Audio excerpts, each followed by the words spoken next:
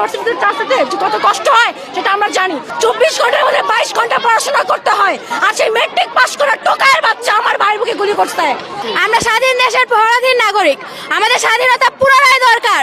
আমাদের ভাই বোনেদের মেরে শুয়ে দিচ্ছে রাস্তায়, আমরা কিভাবে বাসায় চুপ করে থাকি? ভাইয়ার কি দোষ ছিল? সে একজন মেধাবী স্টুডেন্ট ছিল, সে একটা পাবলিকে পড়া স্টুডেন্ট, আর যে পুলিশটা গুলি করছে টোকায়ের বাচ্চা, টোকাই ওই মেট্রিক পাস করছে, আর মেট্রিক পাসই করে নাই টোকায়ের বাচ্চা। একটা স্টুডেন্ট একটা পাবলিক ইউনিভার্সিটিতে চান্সতে কত কষ্ট হয় সেটা আমরা জানি।